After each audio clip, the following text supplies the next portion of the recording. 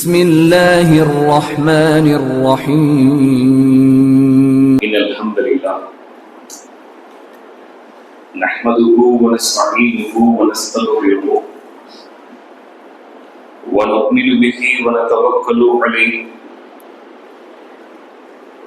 ونعوذ بالله من شرور أنفسنا ومن سيئات أعمالنا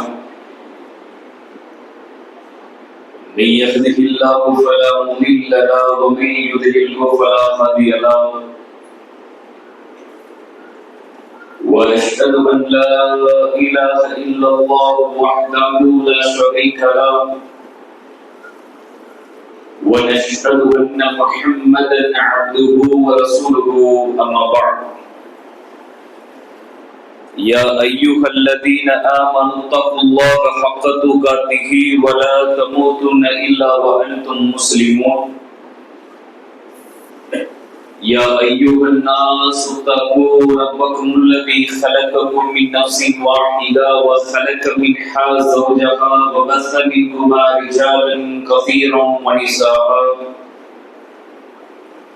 واتقوا الله الذي تساءلون به والأرحام إن الله كان عليكم رقيبا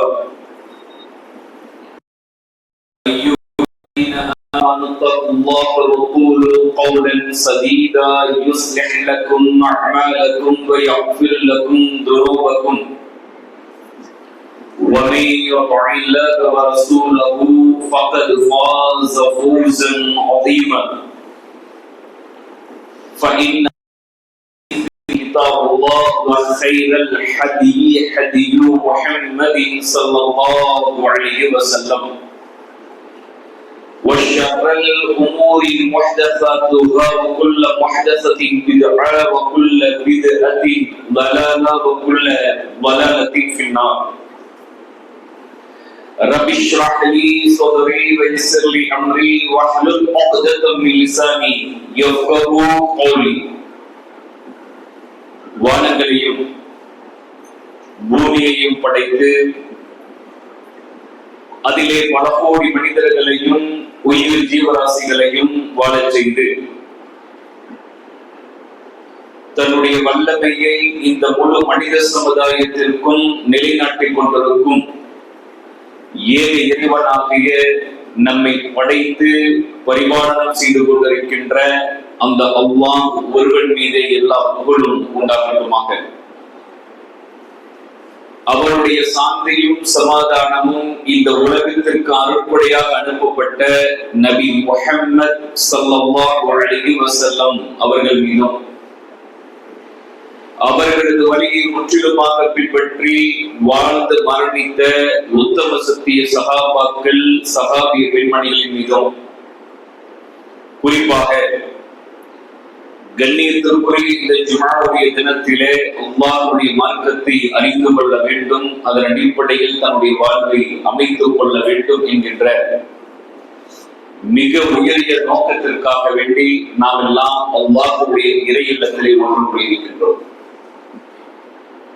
எல்லா நேரங்களிலும் நம்மை படைத்த அந்த அல்லாஹ்வை பயந்து வாழுமாறு முதலில் எனக்கும் பிறகு உங்களுக்கும் வசியத்தும் நசீகத்தும் செய்து கொள்கிறேன். கண்ணியத்திற்குரிய எனதருமை சகோதரர்களே, சகோதரிகளே, பெரியவர்களே, தாய்மார்களே, இன்றைய இந்த வகுப்பில் ஒரு நபி தோழருடைய வாழ்க்கையில இருந்து நமக்கு கிடைக்க வேண்டிய முக்கியமான ஒரு சில பாடங்களை இந்த ஜும்ஆவுடைய தினத்திலே நாம் அறிந்து கொள்ள கடமைப்பட்டிருக்கிறோம். பொதுவாக இந்த நபித்தோழரை பொறுத்தவரை அல்லாஹ்வுடைய மார்க்கத்தை நேசித்தவர், அல்லாஹ்வுடைய தூதருடைய காலத்தில் வாழ்ந்தவர், அல்லாஹ்வுடைய தூதர் ரசூல் ஸல்லல்லாஹு அலைஹி வஸல்லம் அவர்களுடைய மரணத்திற்கு பிறகு ஆட்சி செய்த அபூபக்கர் சித்திக் ரலியல்லாஹு அன்ஹு அவருடைய காலத்திலும் வாழ்ந்தவர். அபூபக்கர் சித்திக் ரலியல்லாஹு அவர்கள் ஆட்சிக்கு பிறகு உமர் ரலியல்லாஹு அவர்கள் பொறுப்பேற்று ஆட்சி செய்த அந்த காலத்திலும் வாழ்ந்த ஒரு வழித்தோழர். இப்படி இந்த நபி தோழராக இருந்த இவர் 3 கலீஃபாவுடைய ஆட்சி காலத்திலும் வாழ்ந்தவர். ஆனால் இவருடைய பெரிய ஒரு தவறாக இவருடைய வாழ்க்கையில இருந்த ஒரு செய்தி என்ன தெரியுமா? குடிப்பழக்கத்திற்கு அடிமையாக இருந்த ஒரு நபி தோழர். மது குடிப்பதிலே மிக மிக சாதுர்த்தியமாக அன்றைய காலத்தில் இருந்த நபி தோழர்கள் எல்லாம் ஆரம்ப காலங்களில் பீப்பாய்களாக குடிபானங்களை குடித்தவர்கள். இன்றைக்கு இருக்கக்கூடிய மக்கள் கொஞ்சம் குடித்து விட்டு போதையில் தள்ளாடி தெருவோரத்திலே விடுவதை போல அல்ல அந்த சகாபாக்கள். அவர்கள் பீப்பாய்களாக அவருடைய வீடுகளில் சேகரித்து வைத்திருப்பார்கள் மதுபானங்களை. இப்படி மதுபானங்களை குடிக்கக்கூடிய காலகட்டத்திலே இருந்த அந்த மக்களுக்குத்தான் அல்லாஹ் தஆலா ஒரு நபியை அனுப்பி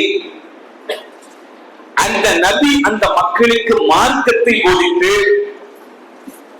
எது ஹலால் எது ஹராம் என்பதை அந்த மக்களுக்கு புரிய வைத்து கொஞ்சம் கொஞ்சமாக மதுபானத்திலே இருந்தும் போதை கலாச்சாரத்திலிருந்தும் அந்த மக்களை மீட்டெடுக்கிற பணியை ரசூல் ஸல்லல்லாஹு அலைஹி வஸல்லம் இந்த நபியின் மூலமாக அல்லாஹ் தஆலா அந்த மக்களை நல்ல முறையிலே வார்த்தெடுத்தார். இந்த உலகத்தில் இன்றைக்கு குடிக்கக்கூடிய நபர்கள் குடிப்பழக்கத்திற்கு அடிமையாக தன்னுடைய வாழ்க்கையை தொலைக்கிற மக்களை நம்மால் பார்க்க முடியும். அரபுலகத்தில் இருந்த மக்களுடைய குடியை போன்று இன்றைக்கு இருக்கிற மக்களுடைய குடிகளுடைய விகிதாச்சாரத்தை எடுத்து பார்த்தால் அவர்கள் குடித்த அந்த குடி இருக்கு அது அதிகம். அவ்வளவு அதிகமாக அவர்கள் குடித்து தங்களுடைய வாழ்க்கையிலே வாழ்ந்திருக்கிறார்கள். எப்படி மாறினார்கள்? எது அந்த மாற்றத்திற்கு அவர்களை ஊக்குவித்தது என்றால் அல்லாஹ்வுடைய தூதர் காலத்தில் குடித்திருந்த நபி தோழர்களுடைய பெயரை என்றைக்கும் நம்முடைய வாழ்க்கையில் மறந்துவிடக் கூடாது. அபுல் மஹ்சன் அல் அஷ்அரி ரலியல்லாஹு அவர்கள் என்றைக்கெல்லாம் பாவம் நம்முடைய வாழ்க்கையில் செய்யக்கூடிய நேரம் நமக்கு வருமோ, என்றைக்கெல்லாம் தவறை நம்முடைய வாழ்க்கையிலே செய்யக்கூடிய தருணங்களில் நாம் ஆட்படுத்தப்படுவோமோ அந்த நேரங்களில் இந்த நபி தோழரை நாம் நினைவு கூற வேண்டும். அபுல் மஹ்சன் அல் அஷ்அரி ரலியல்லாஹு அவர்கள் 3 கலீஃபாவுடைய காலத்திலும் வாழ்ந்திருக்கிறார். அல்லாஹ்வுடைய ரசூல் ஸல்லல்லாஹு அலைஹி வஸல்லம் அவருடைய காலத்தில் வாழுகின்ற பொழுது இவர் தொழுவார், நோன்பு நோற்பார், தான தர்மங்களை கொடுப்பார். அல்லாஹ் ரசூல் ஸல்லல்லாஹு அலைஹி வஸல்லம் அவர்களுக்கு ஏழிய கட்டளைகளை சொல்லக்கூடிய சபைகளில் இருப்பார். யுத்தகலத்தில் சாதுர்த்தியமானவர், எல்லா அமல்களும் இருக்கும். ஆனால் குடிப்பழக்கத்தில் இருந்து இவரால் மீள முடியாது. இன்றைக்கும் கூட நிறைய நபர்களை அல்லாஹ் பாதுகாத்தவர்களை தவிர நம்மால் பார்க்க முடியும். தொழுவார்கள், ஆனால் தொழுகை முடிந்த உடனே பாக்கெட்டில் இருக்கிற பீடியை எடுத்து வெளியில் ஒரு ஓரமாக பத்த வைத்து குடிப்பார்கள். தொழுவார்கள், சலாம் சொல்லுவார்கள், நல்ல மஹபத்தாக பழகுவார்கள். ஆனால் 24 மணி நேரத்தில் பாதி நேரம் பீடாவிற்கே நேரத்தை செலவழிக்கிற சகோதரர்கள் உண்டு. தொழுவார்கள், நல்ல அமல்களை செய்வார்கள். இவரை பார்க்கின்ற பொழுதே ஒரு இபாதத்தாளி என்ற எண்ணமெல்லாம் நமக்கு தோன்றும். ஆனால் சினிமா பழக்கத்திற்கு அடிமையாக இருக்கிற சில முஸ்லிம்களையும் நம்மால் அடையாளம் கட்ட முடியும். தொழுவார்கள், நல்ல முஸ்லிமுக்குரிய அடையாளத்தோடும் வாழுவார்கள். ஆனால் இந்த உலகத்தில் வாழுகின்ற பொழுது வட்டிக்கு இவர்கள் இந்த உலகத்திலே செல்வது இயல்பாக அவருக்கு இருக்கும். சில பாவங்கள், பீடி குடிப்பது, சிகரெட் குடிப்பது, மதுபானம் குடிப்பது, அது மட்டுமல்லாமல் கஞ்சா அபீனை பயன்படுத்துவது, அது மட்டுமல்லாமல் ஊர்களில் வாழ்கின்ற பொழுது தவறை செய்யாமல் வேறு ஒரு பகுதிக்கு செல்கின்ற பொழுது, வேறு ஒரு மாகாணங்களுக்கு செல்கின்ற பொழுது, வேறு சில சுற்றுலா தலங்களுக்கு செல்கின்ற பொழுது பாவத்தை துணிந்து செய்கிற சில சகோதரர்கள் இந்த உலகத்தில் வாழ்கிறார்கள். இப்படி ஏதாவது ஒரு பாவத்திற்கு அடிமையாகி இந்த உலகத்தில் வாழ்ந்து கொண்டிருக்கிற நபர்கள் உண்டு. இவர்கள் பீடாவிற்கு பயன்படுத்துகிற அந்த பொருளாதாரத்தை வைத்து ஒரு மாதத்திற்கு ஒரு குடும்பத்திற்கே பொருளாதாரத்தை செலவழிக்க முடியும். சில நபர்களுடைய ஹேபிட் உண்டு. அவர்கள் என்ன செய்வார்கள் தெரியுமா? நல்ல தொழில் செய்வார்கள், மனைவி மக்களோடு வாழ்வார்கள். ஆனால் வாரத்திற்கு ஒரு முறை நண்பர்களை அழைத்துக் கொண்டு பெரிய பெரிய ஹோட்டல்களுக்கு சென்று 5,000, 10,000, 20,000, 30,000 என்று செலவழித்து சாப்பிடுகிற மக்களும் உண்டு. தவறா? தவறில்லை. தவறு என்று சொல்ல முடியுமா? தவறில்லை. ஆனால் உன்னுடைய உடன் பிறந்த குடும்பத்தில் பசியோடு கஷ்டத்தோடு வாழ்கிற நபர்கள் இருப்பார்கள். உன்னுடைய அண்டை வீட்டு பகுதியில் ஒரு நேரம் வயிறார இப்படிப்பட்ட உடலை எனக்கு கிடைத்தால் சந்தோஷம் என்று நினைக்கிற மக்கள் இருப்பார்கள். உன்னுடைய வேலைக்காரர்கள், உன்னுடைய குடும்ப உறுப்பினர்கள் ஏன் இல்லையா? நம்முடைய குடும்பத்தில் இல்லையா? நம்முடைய அண்டை வீட்டு பகுதியில் இல்லையா என்றால் இருக்கிறார்கள். ஆனால் அவர்களுக்கு ஒரு நேரம் மனதார அன்பளிப்பாக ஒரு 2,000 ரூபாய்க்கு கொண்டு போய் ஒரு பொருளை வாங்கி கொடுத்து அந்த குழந்தையில் சாப்பிடுவதை பார்த்து ரசிக்கிற சந்தோஷம் நமக்கு உண்டா? இல்லை.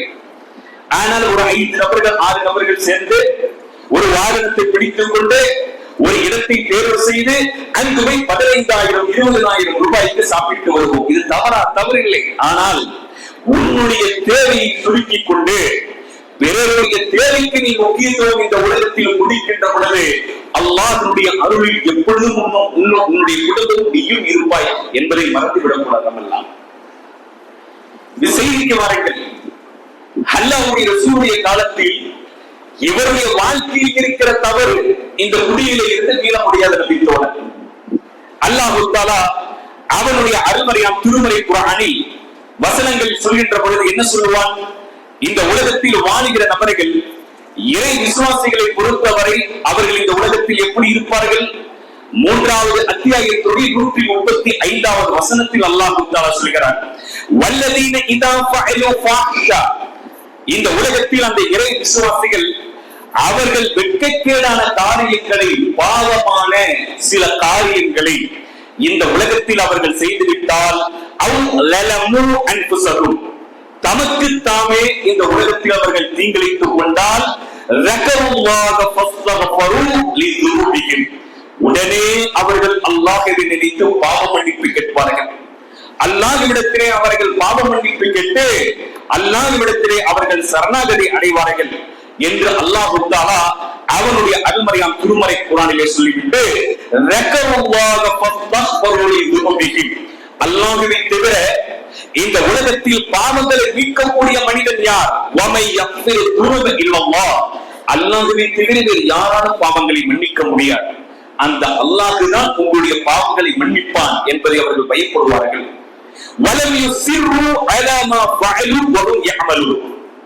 அவர்கள் தாங்கள் செய்ததில் தெரிந்து கொண்டே அந்த பாவத்தில் நிலைத்திருக்க மாட்டார்கள். இன்றைக்கு பீடி குடிக்கிறோம், திருந்த வேண்டும் என்று நினைக்கிறோம், ஆனால் திருந்த முடியவில்லை. கஞ்சாவை யாருக்கும் தெரியாமல் பயன்படுத்துகிறோம், நிறுத்த வேண்டும் என்று முயற்சி செய்கிறோம், ஆனால் நிறுத்தாமல் இருந்து கொண்டிருக்கிறோம். சினிமா தியேட்டருக்கு சென்று திரைப்படங்களை பார்த்துக் கொண்டிருக்கிற பழக்கம் உண்டு, திருந்த வேண்டும் என்று நினைக்கிறோம், ஆனால் மாற முடியாமல் தவித்துக் கொண்டிருக்கிற நிலைமை உண்டு. யாருக்கும் தெரியாமல் நம்முடைய மொபைல் போன்களில் 4 சுவருக்கு மத்திய தவறுகளை பார்க்கிற பழக்கங்கள் இருந்தால் அதிலே இருந்து மீள வேண்டும் என்று நினைக்கிறோம், ஆனால் மீள முடியவில்லை. என்ன செய்வது? என்ன செய்வது? திருந்த வேண்டும், மாற வேண்டும் என்கின்ற எண்ணம் இருந்தால் போதாது, அதற்குண்டான முயற்சிகள் நமக்கு வேண்டும். அல்லாஹ் தஆலா எப்பொழுது நம்முடைய கதவை உள்ளத்தினுடைய விசாலத்தை திறப்பான் என்பது நமக்கு தெரியாது. இதைத்தான் அல்லாஹ் தஆலா முஃமின்கள் பாவத்திலே நிலைத்திருக்க மாட்டார்கள், மீண்டு வருவார்கள் என்று அவருடைய அருள்மறையாம் திருமறை குர்ஆனிலே சொல்கிறார். 4வது அத்தியாயத்துடைய 17வது வசனம், இன்னம தௌபத்து அலல்லாஹ், அல்லாஹ்விடம் மன்னிப்பு உண்டு. லில்லதீன யஅமலூன ஸூஅ பிஜஹாலத்தி, அல்லாஹ் தஆலா சொல்கிறான், அறியாமையில் ஒரு தீய காரியத்தை இந்த உலகத்தில் செய்துவிட்டு சும்மைய தூபூன மின் குறைவின் தாமதமின்றி யார் பாவ மன்னிப்பு கேட்டு அல்லாஹ்வின் பக்கம் திரும்பி அந்த பாவத்தை நிலைத்திருக்காமல் அல்லாஹ்விடத்தில் சரணாகதி அடைகிறார்களோ அவர்களை அல்லாஹ் மன்னிப்பார். அவர்களுக்கு அல்லாஹ்வுடைய கருணை உண்டு, அவர்கள் அல்லாஹ்வுடைய நேசத்திற்குரியவர்கள் என்று அல்லாஹ் தஆலா சொல்கிறார். இந்த நபித்தோட அபுல் மஹ்சன் அல் அஷ்அரி ரலியல்லாஹு அவர்கள் திருந்தணும், மாறணும் அப்படின்னு நினைக்கிறாரு, முடியல. ரசூலுல்லாஹி ஸல்லல்லாஹு அலைஹி வஸல்லம் அழைச்சு அந்த நபித்தோரிடத்தில் பேசினார். மதுபானத்தை குடித்துக் கொண்டே இருக்கிற நீ திருந்த மாட்டையா? அல்லாஹ் ஆரம்பத்தில் மதுபானத்தை ஹலாலாக ஆக்கி இருந்தார், பிறகு தடை செய்யப்பட்டது. கொஞ்சம் கொஞ்சமாக அது தடை செய்யப்பட்டு பிறகு முழுமையாக அந்த மது தடை என்கின்ற ஒரு உத்தரவு வந்தது. ஹதீஸில் பார்ப்போம், மக்கா மதீனா தெருவுகளில் மதுவான ஆறே ஓடியது என்று படிப்போம். காரணம், சஹாபாக்கள் எல்லாம் அடித்து உடைத்து மதுபானத்தை தெருவில் வீசினார்கள். எல்லாம் திருந்தினார்கள், மாறினார்கள். இந்த நபி தோழரால் திருந்த முடியவில்லை. இவருடைய வாழ்க்கையில் இந்த மதுபானம் குடிப்பதில் இருந்து இவரால் மீள முடியவில்லை. என்னென்னமோ செய்கிறார், அழுகிறார், கண்ணீர் வடிக்கிறார். மதுபானத்தை பார்த்தால் அதில் விழுந்து விடுகிறார். நம்மில் எத்தனையோ நபர்கள் பேசுவோம், இனி ஒரே ஒரு முறை மாத்திரம் இந்த சிகரெட்டை குடிப்பேன், இனி என்னுடைய வாழ்க்கையில் தொடரவே மாட்டேன். ஆனால் சபதம் எடுக்கும், மீண்டும் செய்வோம்.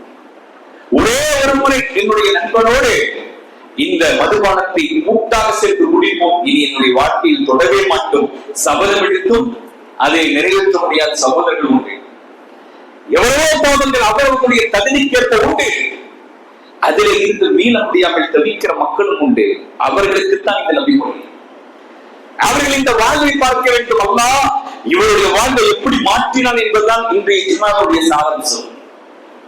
அல்லாஹ்வுடைய ரசூல் அழைத்து, அபுல் மஹ்சன் அவர்களே, இந்த குடியிலே இருந்து நீங்கள் மீள வேண்டும். அல்லாஹ் தடை செய்த இந்த மதுபானத்தை குடிக்க கூடாது, தடை என்று சொன்னார். அன்பாக அல்லாஹ்வுடைய ரசூல் பேசி பார்த்தால் அவரால் மீள முடியவில்லை. அல்லாஹ்வுடைய கரத்தை பிடித்து அழுகிறார். யா ரசூலல்லாஹ், திருந்த வேண்டும், மாற வேண்டும் என்கிற எண்ணம் எனக்கு உண்டு யா ரசூலல்லாஹ். இருந்தும் கூட இந்த மதுபானத்தின் பக்கம் சென்றால் அது என்னை இருக்கிறது யா ரசூலல்லாஹ். அதிலே நான் சிக்கி தவித்துக் கொண்டிருக்கிறேன். அல்லாஹ்வுடைய ரசூலோடு சொல்கிறார், யுத்தகலத்திலே சாதுரியமானவர், அல்லாஹ்வுடைய தூதர் இருக்கிற சபைகளில் இருக்கிறார், வகையினுடைய செய்தியை அறிகிறார், இருந்தும் அவரால் மீள முடியவில்லை.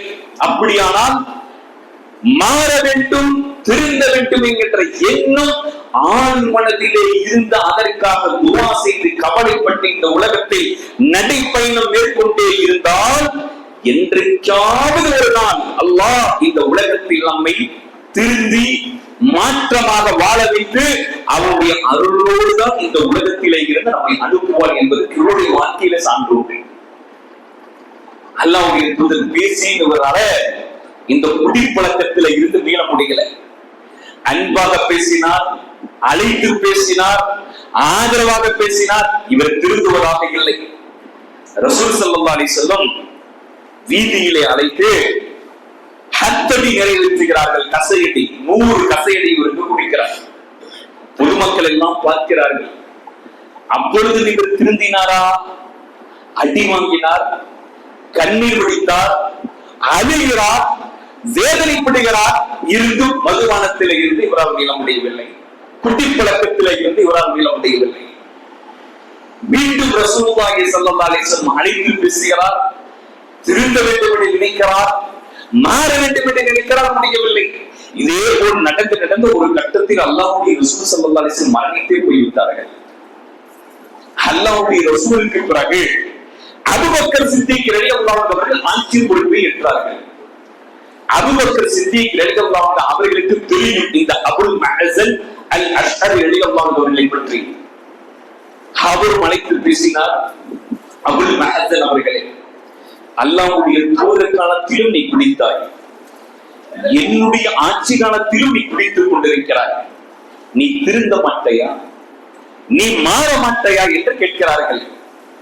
கலீஃபா அபூபக்கர் சித்திக் ரலியல்லாஹு அன்ஹு கரத்தை பிடித்து அவர் அழுகிறார். அபூபக்கர் சித்திக் ரலியல்லாஹு அன்ஹு அவர்களே, திருந்த வேண்டும், மாற வேண்டும் என்ற எண்ணம் எனக்கு உண்டு. ஆனாலும் இந்த மதுவுடைய வாடை, அந்த மதுவை பார்க்கின்ற பொழுது ஆரம்ப காலத்திலே இருந்து பழகிய அந்த பழக்கத்தை என்னால் விட முடியவில்லை. நானும் அழுகிறேன், கண்ணீர் ஒடிக்கிறேன், தொழுகிறேன், இருந்து என்னால் முடியவில்லை.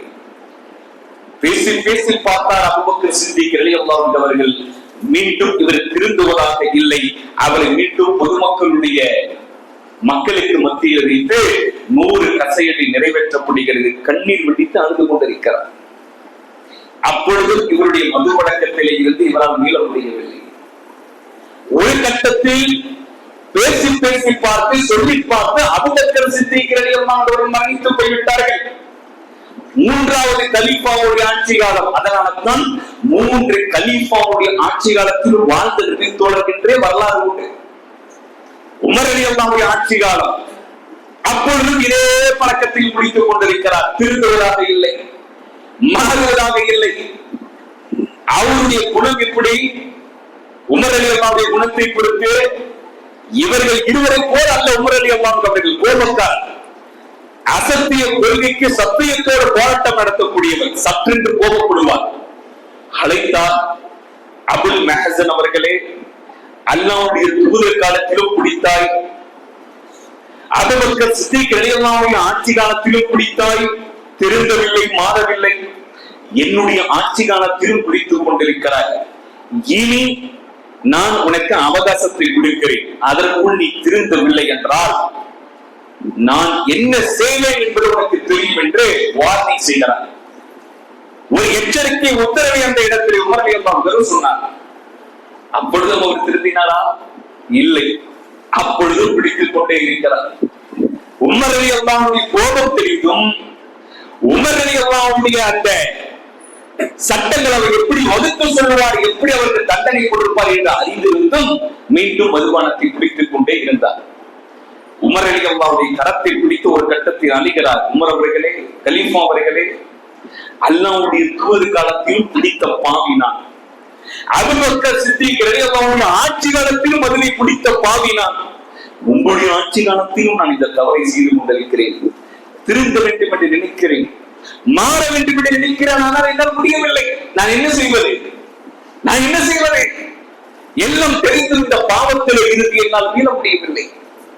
உமர் ரலியல்லாஹு அன்ஹு அவர்கள் வீதியில நிற்க வைத்து அடித்து கசையடியை நிறைவேற்றி பொதுமக்கள் எல்லாம் நிற்கக்கூடிய நேரத்தில் சொன்னார்கள், இனி என்னுடைய இந்த தேசத்தில் உனக்கு இடமில்லை, இனி இந்த பிரதேசத்தில் வசிப்பதற்கு உனக்கு வாய்ப்பில்லை, நீ இங்கிருந்து வெளியேறு, எங்களுடைய கண்களுக்கு முன்னால் நீ இருக்கக்கூடாது என்று ரத்தத்தோடு அடித்து துரத்துகிறார்கள். இந்த நபி தோழரை அடி வாங்கி ரத்தத்தோடு இவர் ஒரு பயணத்தை மேற்கொண்டு செல்கிறார். நேராக ஒரு இடத்தை நோக்கி பயணித்து செல்கிறார். இவர் செல்கிற அந்த பாதையை அறிந்த உமர் ரலியல்லாஹு அன்ஹு அவர்கள் ஒரு கடிதத்தை எழுதினார்கள். அவர் எந்த திசையை நோக்கி பயணிக்கிறாரோ அந்த நாட்டில் ஒரு ஆளுநர் இருப்பார். அந்த ஆளுநருக்கு ஒரு கடிதத்தை உமர் ரலியல்லாஹு அன்ஹு அவர்கள் எழுதி அந்த ஆளுநருக்கு அந்த கடிதம் போய் சேர்க்குமாறு உமர் ரலியல்லாஹு அன்ஹு அவர்கள் ஒரு ஒட்டகத்தில் ஒரு வாகனத்திலே பயணம் செய்கிற ஒரு சிப்பாயை அழைத்து எழுதி கொடுத்து இதை அந்த ஆளுநருக்கு கொடுங்கள் என்று எழுதி அனுப்பினார்கள். அந்த ஆளுநர் யார் தெரியுமா? சஅத் இப்னு அபி வக்காஸ் ரலியல்லாஹு அன்ஹு அவர்கள் தான் அந்த தேசத்துடைய நாட்டை ஆளக்கூடிய ஒரு நபராக இருந்தார். அவர் சென்ற அந்த பாதைக்கு அவர் அந்த நாட்டினுடைய பகுதியில் தான் செல்வார் என்பதை அறிந்த உமர் ரலியல்லாஹு அன்ஹு அவர்கள் ஒரு நபரிடத்திலே எழுதி அந்த கடிதத்தை அவரிடத்திலே கொடுத்து அனுப்பினார். அந்த கடிதத்தை திறந்து படித்தார் சஅத் இப்னு அபி வக்காஸ் ரலியல்லாஹு அன்ஹு அவர்கள். திறந்து படித்த உடனேயே அதுல என்ன சம்பவம் இருந்தது, பிறகு எப்படிப்பட்ட நிகழ்வுகள் அந்த இடத்தில் நடந்தது என்பதை இன்ஷா அல்லாஹ் 2வது ஜும்ஆவுடைய அமர்வில் நாம் பார்ப்போம்.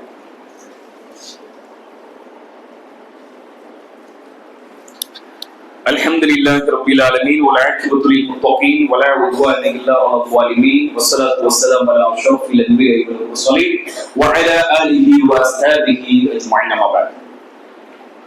சஅத் இப்னு அபி வக்காஸ் ரலியல்லாஹு அன்ஹு அவர்கள் அந்த கடிதத்தை திறந்து படித்தார்கள். உமர் ரலியல்லாஹு அன்ஹு அவர்கள் எழுதிய அந்த கடிதம் திறந்து படித்த பொழுது உமர் ரலியல்லாஹு அன்ஹு அவர்கள் எழுதியிருந்தார்கள், அல்லாஹ்வுடைய தூதர் காலத்தில் இவன் குடித்தவன், அபூபக்கர் சித்திக் ரலியல்லாஹு அன்ஹு ஆட்சி காலத்தில் இவன் குடித்தவன், என்னுடைய ஆட்சி காலத்தில் இவன் குடித்துக் கொண்டிருக்கிறான், திருந்துவதாக இல்லை, மாறுவதாக இல்லை. ஆகவே இவனுக்கு தண்டனை கொடுத்து அடித்து துரத்தி விட்டிருக்கிறேன். உங்களுடைய தேசத்தை நோக்கி தான் இவர் வந்து கொண்டிருக்கிறார். ஆகவே உங்களுடைய எல்லைக்குள் இவர் கால் எடுத்து வைக்கின்ற பொழுது இவரை பிடித்து கைது செய்து நீங்கள் சிறைப்பிடித்து வைத்து விடுங்கள் என்று உமர் ரலியல்லாஹு அவர்கள் ஆளுநராக இருந்த சஅத் இப்னு அபி வக்காஸ் ரலியல்லாஹு அவர்களுக்கு ஒரு கடிதத்தை எழுதி அனுப்பினார்கள். அதே போல அவர் அந்த நாட்டுக்குள்ளே செல்கிறார். சஅத் ரலியல்லாஹு அவர்கள் இவரை கைது செய்து வீட்டிலே கொண்டு போய் கட்டினார்கள். பிறகு என்ன சம்பவம் நடந்தது தெரியுமா? காதிசியா என்று சொல்லப்படக்கூடிய ஒரு யுத்தம் நடந்தது. அந்த காதிசியா என்று சொல்லப்படக்கூடிய அந்த யுத்தம் முஸ்லிம்களுக்கும் இஸ்லாமுடைய எதிரிகளுக்கும் ரோமர்களுக்கும் மத்தியில் நடந்த மிகப்பெரிய ஒரு யுத்தம்.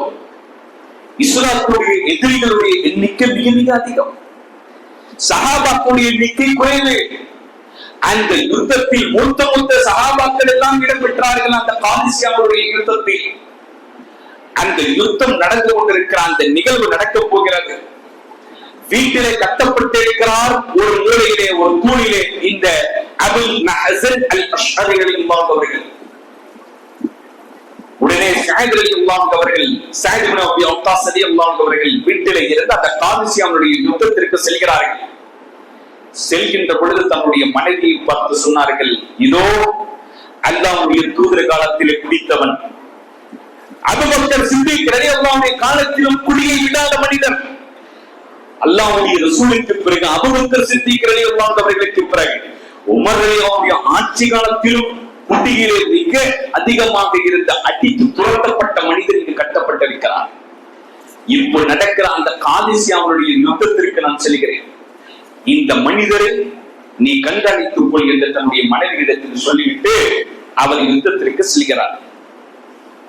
இவர் யுத்தத்திற்கு சென்ற உடனேயே தூணில் கட்டப்பட்டிருந்த அபுல் மஹ்சன் அல்-அஷ்அரி ரலியல்லாஹு அவர்கள் கண்ணீர் விடித்து அழுது கொண்டிருந்தார்கள். கண்ணீர் விடித்து தேம்பி தேம்பி அழுதார்கள். நினைத்து பார்த்தார்கள், அல்லாஹ்வுடைய தூதர் என்னிடத்தில் பேசியும் திருந்தாத பாவினார். அல்லாஹ்வுடைய தூதர் கரத்தை பிடித்து என்னிடத்தில் எவ்வளவோ முறை சொல்லியும் திருந்தாத அநியாயக்காரன் நான். எவ்வளவு முறை என்னிடத்திலே அன்பாக பேசினார், எவ்வளவு முறை திருந்த வேண்டும் என்று சொல்லியும் நான் திருந்தவில்லையே. பிறகு அபூபக்கர் சித்திக் ரலியல்லாஹு அவர்கள் பேசியும் நான் மாறவில்லையே.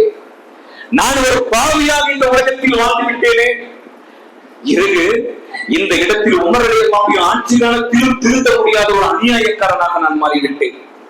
இப்பொழுது இந்த சிறையில் கட்டப்பட்டிருக்கிற எனக்கு ஒரு வாய்ப்பு கிடைத்திருக்கிறது. யுத்தம் நடந்து கொண்டிருக்கிறது. அந்த யுத்தத்தில் போய் நான் யுத்தம் செய்து அந்த எதிரிகளுடைய வாட்கள் என்னுடைய கழுத்துகள் என்னுடைய இறுதியத்தோடு பதம் பார்த்து அந்த யுத்தத்தில் நான் மரணித்து போனால் நான் ஷஹீத் என்கின்ற அந்தஸ்தை அடைவேனே. அதன் மூலமாக என்னுடைய பாவங்கள் மன்னிக்கப்படுவே என்பதற்காக அந்த தாயை அழைக்கிறார். தாயை கொஞ்சம் வாருங்கள். சஅத் இப்னு அபி வக்காஸ் ரலியல்லாஹு மனைவியை அழைக்கிறார். தாயை கொஞ்சம் இங்கு வாருங்கள், இங்க வாருங்கள், என்னுடைய விளக்குகளை கொஞ்சம் நீங்கள் அவிழ்த்து விட முடியுமா?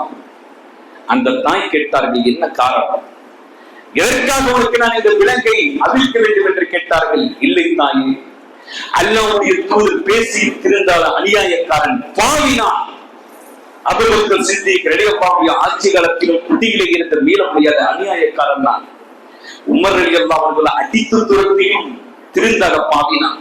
இப்போ நடக்கிற இந்த காதிசியாவுடைய யுத்தத்திற்கு நான் சென்றால் அந்த இடத்தில் நான் மரணித்த ஷஹீதானால் என்னுடைய பாவங்கள் மன்னிக்கப்படுமே, கொஞ்சம் கட்டை அவிழ்த்து விடுங்கள் என்று சொல்ல அந்த தாய் கட்டை அவிழ்த்து விட்டார்கள். பிறகு சஅத் ரலியல்லாஹு வீட்டில் இருந்த பல்கா என்று சொல்லப்படக்கூடிய ஒரு குதிரையின் மீது ஏறி அமர்ந்தார்கள். அந்த குதிரையில் ஏறுவதற்கு முன்பு அந்த தாயிடத்தில் கேட்டார்கள், தாயே, ஒரு கருப்பு நிற துணி துண்டை எனக்கு தாருங்கள், இஹ்லாஸை பாருங்கள். அந்த யுத்த களத்தில் இவர்தான் யுத்தம் செய்தார் என்று யாருக்கும் தெரியக்கூடாது என்பதற்காக ஒரு கருப்பு நிற துணி துண்டை எடுத்து முகத்திலே கட்டி கொண்டு வீட்டில் இருந்த வாட்களை எடுத்துக் கொண்டு அந்த ஒட்டக குதிரையின் மீது ஏறி அந்த காதிசியாவுடைய யுத்தத்திற்கு இந்த அபுல் மஹ்சன் அல்-அஷ்அரி ரலியல்லாஹு அவர்கள் உள்ளே சென்றார்கள். சென்ற நிலைமை என்ன தெரியுமா? யுத்தத்திலே எதிரிகள் முஸ்லிம்களை தாக்க ஆரம்பித்தார்கள். முஸ்லிம்களுடைய படை பின்வாங்க ஆரம்பிக்கிறது. முஸ்லிம்கள் தோல்வியடையக்கூடிய நிலை உண்டாகுகிறது. அந்த நேரத்தில் இவர் யுத்தத்தில் சாதுரியமானவர். 3 கலீஃபாவுடைய ஆட்சி காலத்தில் யுத்தத்தில் இவர் பங்கெடுத்தவர். இவருக்கு யுத்தத்தை பற்றி நன்றாகவே அறிந்திருந்த ஒரு நபித்தோழர் முகத்தில் கருப்பு நிற துணித்தோட்டை கட்டிக்கொண்டு வேகமாக எதிரிகளுடைய அந்த வாட்களுக்கு உள்ளே புகுந்து இவர் சாதுரியமாக அடித்து வீழ்த்துகிறார். எதிரிகள் பயந்து போனார்கள், நிலை குலைந்து போனார்கள். யார் இவர்? எங்கிருந்து இந்த மனிதர் வந்தார்? இவ்வளவு வேகமாக சாதுரியமாக இந்த எதிரிகளை எல்லாம் வீழ்த்திக் கொண்டிருக்கிறார் என்ற அந்த ஒரு நிலை அந்த யுத்தத்தில், காதிசியா யுத்தத்தில் நடந்தது. முஸ்லிம்கள் சோர்வடைந்திருந்த முஸ்லிம்களுக்கு எல்லாம் உத்வேகம் வந்தது. நமக்கு உதவியாக அல்லாஹ்வுடைய புறத்திலே இருந்த ஒரு மனிதர் வந்திருக்கிறார் என்று சஹாபாக்கள் எல்லாம் அந்த யுத்தத்தில் வேகமாக, காதிசியாவுடைய யுத்தத்தில் பங்கெடுத்து வேகமாக உத்வேகம் கொண்டு அந்த இஸ்லாத்துடைய எதிரிகளை அந்த யுத்தத்தில் தாக்க ஆரம்பித்தார்கள். அதன் விளைவாக அந்த எதிரிகள் பின்வாங்கி ஓட ஆரம்பித்தார்கள். ஆழமான பகுதிக்கு சென்றோம். எனக்கு மரணம் வர வேண்டும், மரணம் வர வேண்டும் என்று உழைத்தார். ஆனால் எந்த வாழும் இவரை பதம் பார்க்கவில்லை, இவருடைய உயிர் போகவில்லை, இவருக்கு சகீதுடைய அந்தஸ்து கிடைக்கவில்லை. முஸ்லிம்களுடைய படை வெற்றி அடைந்தது. வெற்றி அடைவதற்கு முன்பாக அதே குதிரையில் ஏறி அந்த வீட்டிற்குள்ளே வந்து, தாயே, அந்த யுத்தத்தில் மரணிக்க வேண்டும் என்று நான் போறேன், ஆனால் எனக்கு யுத்தத்தில் மரணத்தை அல்லாஹ் கொடுக்கவில்லை, ஆகவே நான் திரும்பி வந்து விட்டேன், என்னை கைது செய்து விடுங்கள் என்று அந்த இடத்தில் மீண்டும் அந்த தூணிலே கட்டப்பட்டிருக்கிறார் இந்த அபுல் மஅஸல் அல்-அஷ்அரி ரலியல்லாஹு அன்ஹு. யுத்தம் முடிந்தது. சஹாபாக்களுக்கெல்லாம் ஆச்சரியம். வந்தவர் யார்? அல்லாஹ்வுடைய உதவியாக இது தெரிந்தது. ஒரு கருப்பு நிற துணித்துண்டை கட்டிக்கொண்டு வேகமாக யுத்தம் நடத்தினார். சுழன்று சுழன்று அந்த யுத்தத்தை பங்கு கொண்டார். அவருடைய உத்வேகம் தான் நமக்கெல்லாம் மிகப்பெரிய பலமாக அமைந்தது. யார் அவர்? வந்தவரை தேடுங்கள் என்று உமர் ரலியல்லாஹு அன்ஹு சொல்கிறார். ஒரு பக்கம் பார்க்க முடியவில்லை. ஸஅத் ரலியல்லாஹு அன்ஹு அவர்கள் தேடுகிறார்கள், பார்க்க முடியவில்லை. பிறகு யுத்தம் முடிந்து எல்லா சஹாபாக்கள் தேடினார்கள், வந்தவர் யார் என்று தெரியவில்லை. யுத்தம் முடிந்து வீடு திரும்பினார்கள். ஸஅத் ரலியல்லாஹு அன்ஹு அவர்கள் மனைவி கேட்டார்கள், இன்றைய நாளுடைய யுத்தம் எப்படி இருந்தது கணவரே என்று. ஸஅத் ரலியல்லாஹு அன்ஹு அவர்கள் சொன்னார்கள், இன்றைய நாளுடைய யுத்தம் மிக மிக மோசமாக இருந்தது. முஸ்லிம்கள் தோல்வி அடைந்து பின்வாங்கக்கூடிய நிலைமை இருந்தது. அல்லாஹு அக்பர், அல்லாஹு அக்பர். ஒரு மனிதர் வந்தார், அவர் எந்த இடத்தில் இருந்து வந்தார் எங்களுக்கு தெரியவில்லை, ஆனால் அவர் ஒரு கருப்பு நிற துணித்துண்டை கட்டிக்கொண்டு நாங்கள் சோர்வடைந்து தோல்வி அடைகிற நேரத்தில் அல்லாஹ்வுடைய உதவி ஒருவரின் மூலமாக வந்தது. அவர் யுத்தம் செய்தார். அவருடைய வேகம், அவருடைய விவேகம், அவருடைய சாதுரியத்தை பார்த்து எங்களுக்கு உத்வேகம் வந்தது. நாங்கள் மீண்டும் போராடினோம், அந்த இஸ்லாத்துடைய எதிரிகளை வீழ்த்தினோம், நாங்கள் வெற்றி அடைந்தோம். அந்த மனிதர் யார், எங்கிருந்து வந்தார், அவரை எப்படி கண்டறிவது என்று எல்லா இடத்திலும் தேடினோம், ஆனால் அந்த இடத்தில் கண்டுபிடிக்க முடியவில்லை. ஆனால் ஸஅத் ரலியல்லாஹு அன்ஹு கருத்தை சொன்னார்கள். நான் அந்த நேரத்தில் பார்த்தேன், என்னுடைய குதிரையை போன்ற ஒரு குதிரை அந்த யுத்த காலத்தில் சுற்றி சுற்றி வந்து கொண்டிருந்தது. நாங்கள் அறிந்தோம் ஆரம்ப காலத்தில் இந்த அபுல் மஅஸல் எப்படி யுத்தம் செய்வாரோ அதே போல ஒரு மனிதர் யுத்தம் செய்து கொண்டிருந்தார். இவனெல்லாம் இங்கு திருந்த போகிறான், இவனெல்லாம் இங்கு மாறப் போகிறான். அல்லாஹ்வுடைய தூதர் காலத்தில் குடித்தவன், அபூபக்கர் சித்திக் ரலியல்லாஹு ஆட்சி காலத்தில் குடித்தவன், உமர் ரலியல்லாஹு ஆட்சி காலத்தில் குடித்தவன், இவனெல்லாம் இங்கு மாறப் போகிறான் என்று ஸஅத் இப்னு அபீ வக்காஸ் ரலியல்லாஹு அவர்கள் திட்டுகின்ற பொழுது அவருடைய மனைவி வந்து, கனவே என்னை மன்னித்து விடுங்கள், நீங்கள் சென்ற உடனேயே யுத்தத்தை நினைத்து தன்னுடைய தவறை நினைத்து கண்ணீர் வடித்த அழுத இவருக்கு விலகை நான் தான் அவிழ்த்து விட்டேன். அந்த யுத்தத்தில் நீங்கள் சொன்னீர்களே, யாரை கொண்டு அல்லாஹ் அந்த யுத்தத்தில் வெற்றியை கொடுத்தானோ, யாரை கொண்டு அல்லாஹ் கொடுத்தாரோ அந்த இடத்தில் உங்களுக்கு உத்வேகத்தை கொடுத்தானோ, அவர் வேறு யாருமே இல்லை, இவர்தான் கருப்பு நிற துணித்துண்டை வாங்கி கொண்டு வந்த அந்த யுத்தத்திற்கு வந்தவன், இவர்தான் உங்களுக்கு உத்வேகத்தை கொடுத்தவன், இவர்தான் சதீதாக வேண்டும் என்ற அந்த யுத்தத்திற்கு வந்தவர் என்று சொன்னார்கள்.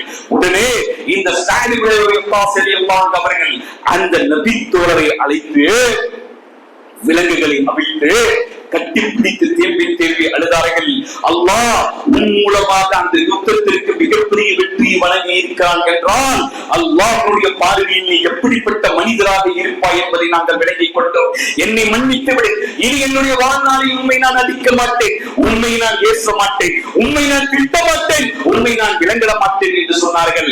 உடனே அதை கேட்ட அபுல் மஅஸல் அல்-அஷ்அரி ரலியல்லாஹு அன்ஹு அவர்கள், அல்லாஹ்வுடைய தூதர் காலத்தில் குடியை நிறுத்தாத பாவினான். இந்த இடத்தில் நான் சொல்கிறேன், அபூபக்கர் சித்திக் ரலியல்லாஹு அன்ஹு ஆட்சி காலத்தில் குடியை நிறுத்தாத பாவினான்.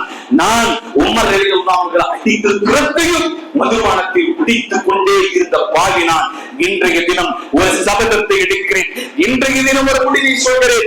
என்னுடைய வாழ்நாளில் எப்படிப்பட்ட சூழ்நிலை வந்தாலும் இந்த மதுபானத்தை தொடமாட்டேன், அதை நினைத்தும் கூட பார்க்க மாட்டேன், அதன் அருகாமையில் கூட செல்ல மாட்டேன் என்று உறுதி பிரமாணத்தை எடுத்த ஒரு நிகழ்வு வரலாறுகளில் பதிவு செய்யப்பட்டிருக்கிறது என்றால், சினிமா பார்க்கின்ற பொழுது முடிவு நமக்கு வர வேண்டும்.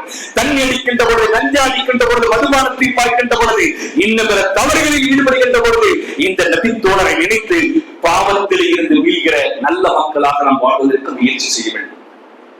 கண்ணியத்திற்குரிய நபி சகோதரர்களே, பெரியவர்களே, இன்றைய தினம் மாலை 4 மணியிலே இருந்து 9:30 மணி வரை நம்முடைய போத்தனூர் தென்றல் மகாலில் வைத்து 2 மார்க்க அறிஞர்களை கொண்டு மிக அழகான தலைப்பில் ஊடக உலகில் வாழ்ந்து கொண்டிருக்கிற பெண்கள் இன்றைக்கு எப்படியெல்லாம் சீரழிந்து கொண்டிருக்கிறார்கள், அந்த இணையதளத்தின் மூலமாக பாதிக்கப்பட்டிருக்கிற ஆண்கள் எப்படி சிக்கி தவித்துக் கொண்டிருக்கிறார்கள், இந்த பெண்களுக்கு மத்தியில் இறை விசுவாசம் கொண்ட பெண்களாக மற்ற பெண்கள் எப்படி வாழ வேண்டும் என்கின்ற கருப்பொருளை உள்ளடக்கிய தலைப்பும், குடும்ப உறவுகளை பேணி நடக்கிற பெண்களுடைய தன்மைகள் எப்படி இருக்க வேண்டும் என்கின்ற ஒரு சிறந்த கருப்பொருளை அடங்கிய ஒரு இஸ்திமா இன்று மாலை போத்தனூர் தென்றல் மகாலில் நடைபெற இருக்கிறது. ஆகவே இதை கருத்தில் கொண்டு உங்களுடைய தாய்மார்கள், சகோதரிகள், அக்கா தங்கைகளை அந்த நிகழ்ச்சிக்கு அனுப்பி நல்ல செய்திகளை கேட்டறிந்து இந்த உலகத்தில் அமல்களை செய்து அல்லாஹ்வுடைய நெருக்கத்தில் பெறுவதற்கு துஆ செய்வதோடு நீங்கள் ஒவ்வொருவரும் அந்த நிகழ்ச்சியில் பங்கெடுக்குமாறு கேட்டுக்கொண்டு நிறைவு செய்கிறேன். வாஹிரு தஅவானா அல்ஹம்துலில்லாஹி ரப்பில் ஆலமீன். வஸ்ஸலாமு அலைக்கும் வரஹ்மத்துல்லாஹி வபரகாத்துஹு.